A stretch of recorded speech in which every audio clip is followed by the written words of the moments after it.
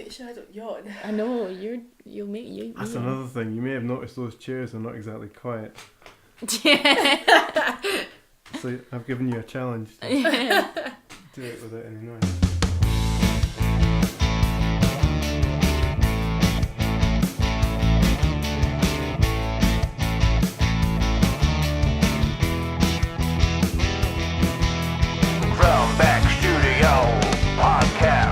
Welcome to Drumbeg Studio Podcast with me, Michael Lumby, and this week we're going to be chatting to a couple of special guests, musicians Katie Fleming and Laura McLeod.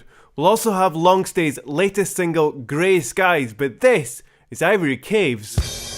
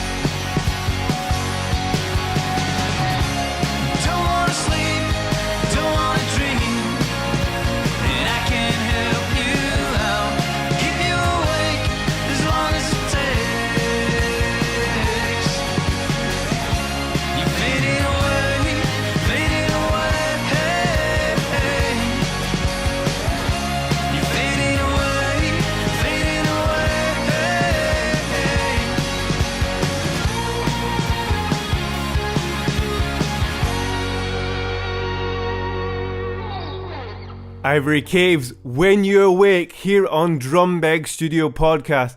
These guys are an alternative rock band from Dunfermline, and that is their recent single, When You Awake, which is available on Spotify. It came out on the 19th of April. These guys have a dedicated fan base and have gigs in and around Dunfermline, as well as having gigs across the whole of Scotland, including the Highlands. These guys hope to grow throughout this year and continue their journey onwards. Want to thank them greatly for getting that song on my show, and these guys do have a connection with our next special guest. And it's time to meet this week's special guests. Joining me this week are two special guests, musicians Katie and Laura. Katie and Laura, welcome to the show. I hope you're doing well. We're good, thank you. Yeah. It's great to have you here, and normally when I say that, I'm off doing this somewhere else, but we're actually in the studio today, which is fantastic. And hopefully we can have a nice wee chat and have fun. Yeah, absolutely. And we need to have a few laughs, because otherwise this will sound a bit boring. So we're going to start off by asking you how music came into your life. Mm-hmm. And you can go back and as early as you want. We'll start with you, Laura.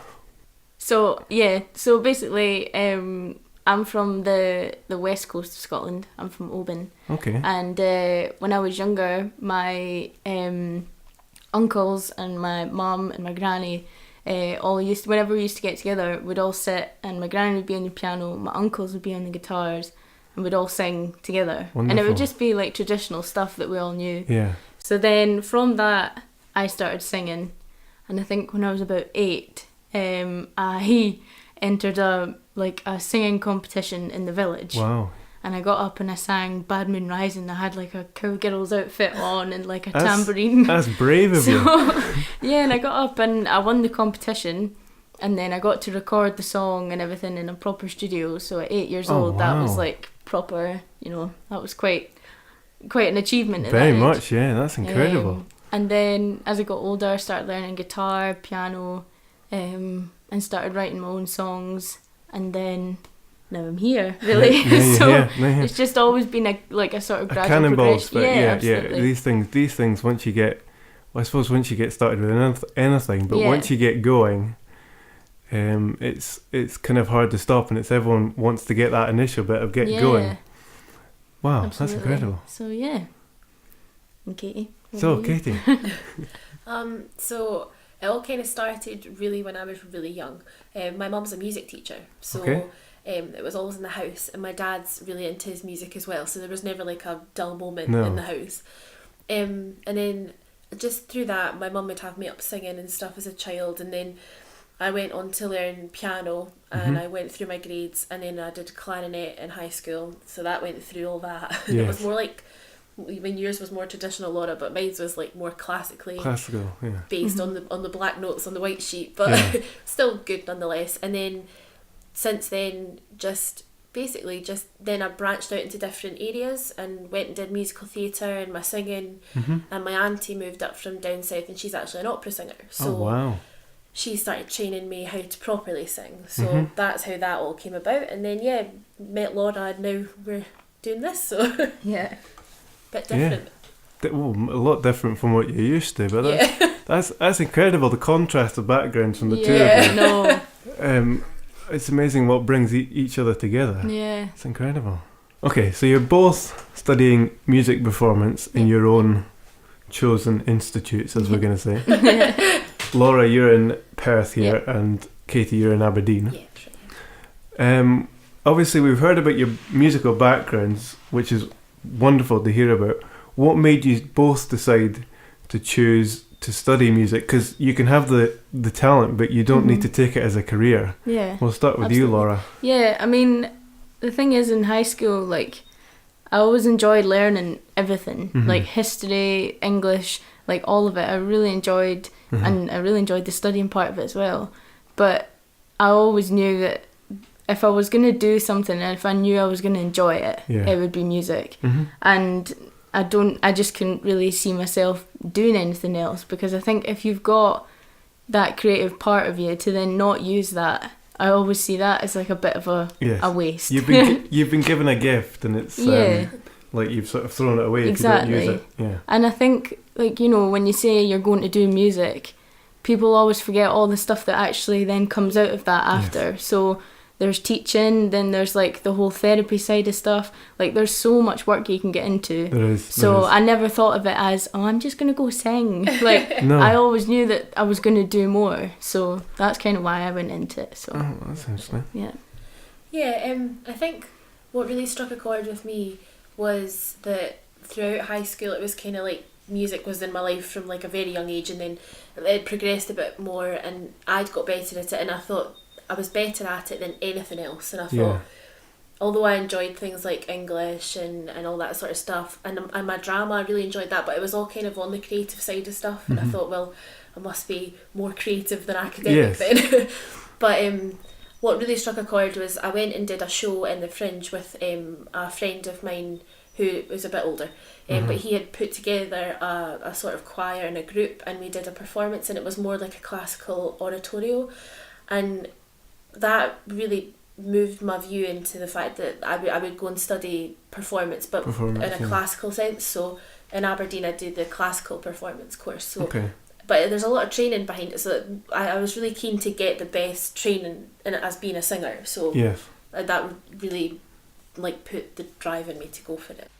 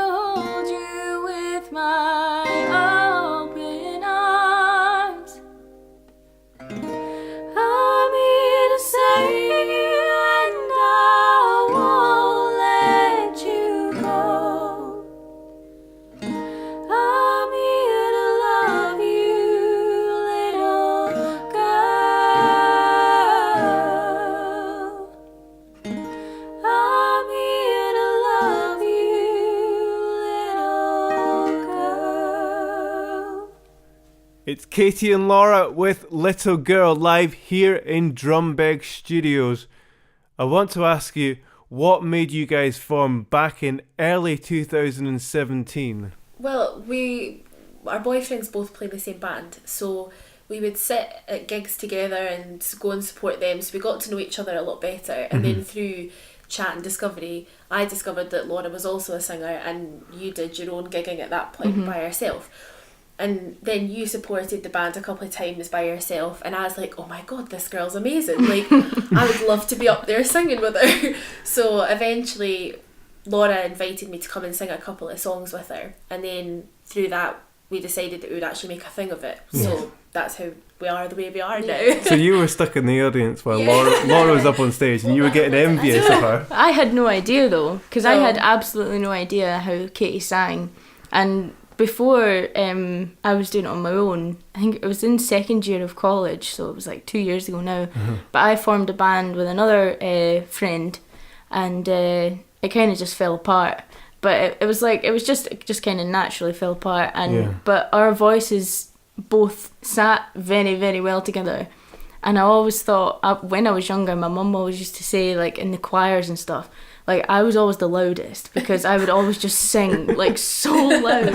And all these people were trying to compete with this wee short thing. It was absolutely giving it, And then I thought, Katie, like, we should try it. Yes. And then you came over to the flat one night, and we played through a song, and she harmonised with me, and I was like, this is it. I found One it. of the easiest auditions you've ever done, wasn't it? Yeah, totally. But we get a lot of compliments saying that it kind of merges really well together. Yeah. So we're It lucky in the does. sense. Well, we had you on one of our previous shows, and I could have, I was very kind with my words, Yeah. as I am today. But no, the blend is incredible. Yeah, first aid kit vibes is what we usually get told. Yeah. Which is great though, because that's they're a great influence. Yeah. Really good. Yeah. So that's how it started really. It's all started, and hopefully it'll not end for I know. a long, Fingers long, crossed. long, long time. Shouldn't mention that, sorry. So, I know this is probably one of the hardest questions you've ever been asked. But since you two of you have been playing together, what is your favourite gig that you've done? Okay. Well, I mean, I'd definitely say that all the ones that we've done in PJs in Dunfermline, they've definitely been, like, just because of the reception that you get in there. It's your hometown, isn't it? Yeah, so it's always nice. It's always nice to support Ivory Caves and, like, the bands from Dunfermline, because they're obviously so supportive of us as well. But I think for me personally, but like, see, whenever I get to go home and play, I think it's always it's just lovely to go back and play. And for them to then see what we do now and what I'm doing is, like, it's almost like quite a proud moment. So the night that we supported Michael Cassidy, That was really good. that was really good. And because he's he's a really established musician now, like, and he was really impressed with us as well. So that was like another moment of, like, okay, we're doing something right here. And I think also the night that we played after I released the EP, the EP that I did for college, and that was a room just filled with people that wanted to be there, and it was so relaxed, and we all had a laugh, and it was just, I think, just the more relaxed gigs are the most enjoyable, because then you get to enjoy it as well. So Exactly. Well, there's nothing more than standing up on stage and feeling tense in front of a tense audience. I know, it's horrible, because then you forget everything. And I'd say that's what my favourite one is. I don't know what yours is. I don't know, it's kind of hard to choose because we've had so many good ones. There's been some odd ones in there as well, but we have had majority good gigs. But we've just had really good and really positive feedback from most of the gigs we've played, and that makes me feel really proud of what we're doing, and it makes us think we're doing really the right thing here. So yeah, I think I'd have to say, if I really had to choose, it would probably be the gigs we've played in PJs, because, as Laura said, it's the energy, like the amount of people that just end up standing in front of you and even just tapping their foot along and then singing with us, singing along if we do something they know, then it's just that energy is great, and you can't help but smile. So I think that would be my favourite. So you're going to play us one more song today. What is it? We're going to play a cover, and this is Mr. Rock and Roll by Amy McDonald. Well, take it away.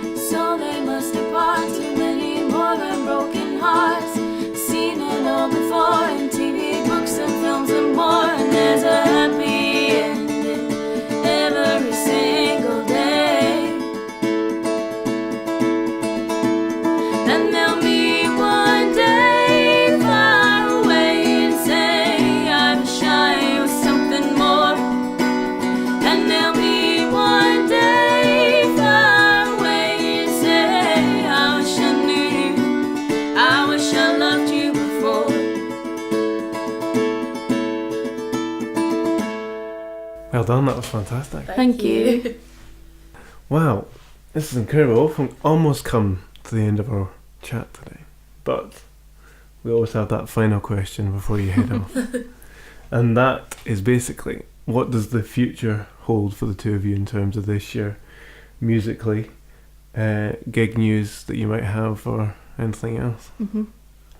So I think looking forward for us, it's just going to be more. I would like to say we'd do more self promotion. I think we need to get a little better at that. So we're gonna start working on that. Get out with the big banners and and keep trying and pushing for gigs. So that'll be really good. Yeah.